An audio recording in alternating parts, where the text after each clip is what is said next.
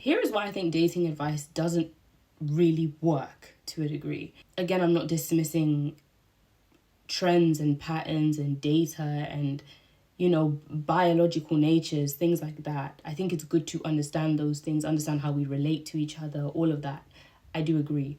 But I do feel like the reason why sometimes it can be a trap you set yourself or you fall into when it comes to dating advice is because who you're meant to partner with for life is actually extremely divine and very spiritual and very purpose. Not everyone is even meant to find that person or meant to have children, or do you know what I mean? Like, everyone's purpose is different. And I think when you try to fall under a gospel per se that isn't actually aligned with you and the path you're meant to walk on, it's not going to work.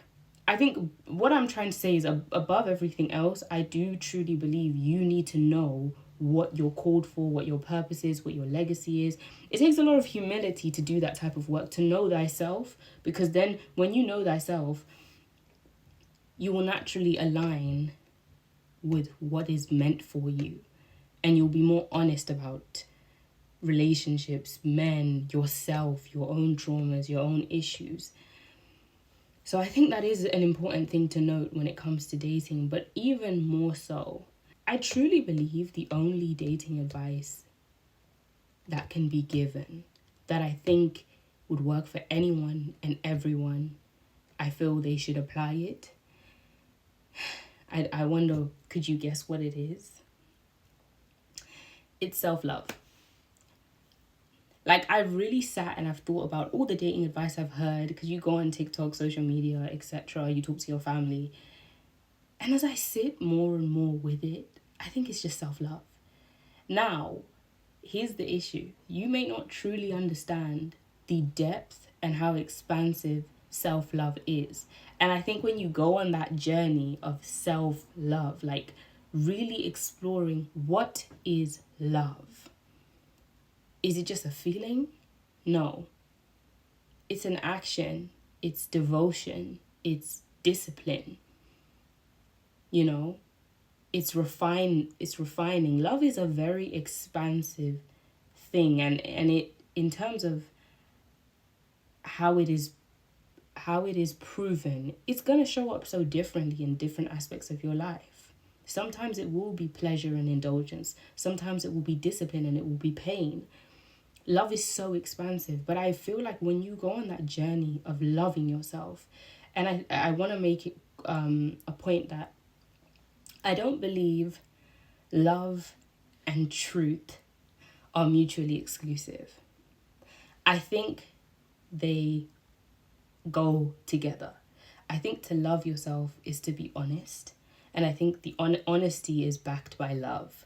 And I think when you go on that journey of loving yourself and growing and evolving within who you are, who you're meant to be, not only will you become authentic, so you attract the person you're meant to be, because this is the problem. How can you attract the person who's meant for you when you're not even who you're actually meant to be?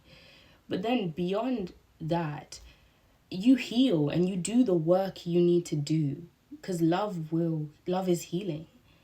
And so love is transformational. Love is a very liberating thing. A liberating force, let me say that. I don't want to call it a thing. But I think above all, that is the best dating advice, is learning to love yourself. And you don't have to be project complete before you date. But as long as within your life, with whoever you're dating or whatever you're doing in your life, as long as that remains a priority, what does love look like for me in this season? I think that's a beautiful question to ask yourself, and maybe journal and maybe write it out or voice record it, whatever. I think it's important to ask yourself, whether you are a man or a woman, what does love look like for me in this season? I want to make it clear that love is productive. Love is not passive. I think some people, especially when they're more spiritual, they see love as something like self-love and spirituality as almost being quite passive about their life, and I'll just attract everything, and they don't take action, they don't move with force. And I think sometimes there are times where you just rest and trust that things come to you, and sometimes you go and get it. And I think both have their pluses, and both can be utilized in life. So I think it's important that I make that note, that love is not passive. Love is not being lazy or being delusional to the extent where you don't want to lose more than you are gaining. And self-love, it goes beyond dating. Self-love is expressed in not just the relationships you have with people. Of course, the first relationship you have is with yourself. That's why even if you look at the kind of the Bible, how it says, love God, then love your neighbor as you love yourself. So really, what comes first is that divinity, whatever you will call it or however you perceive it, but that divinity of appreciating source. And then second to that is you loving yourself. And that comes through understanding and knowing self. Because that's what love is. Love is also a knowledge. That's why it's liberating, because you know, right? And you know because it's proven within you. It's evident within you. And when you then love yourself, how you then love people. I always find it funny when somebody is like deeply traumatized or gone through a lot of things, and then they're in this, oh, I love him, I'm in a relationship, oh, I love her. And I'm like, do you understand? A lot of these men, a lot of these women, they don't actually have the capacity to love. So what they may be talking about is attachment, is feeling, is vibes, is territorialness, is care, but it's not love in its fullness. And that's the problem with this era, is we've mistaken a lot of things for love. It could be lust. It could be like. I think people maybe sometimes don't understand that, no, I just really like them, but I don't think you love them. Because how could you love them if you don't love yourself? How is that possible? How could you skip that step? Because remember, everything is projected. How could you can't experience a love you don't have within you. And I think a lot of people think that they have love because they lack boundaries. I think a lot of people think they have love because they lack boundaries. Because they overperform for people. That's not love either. That's trauma.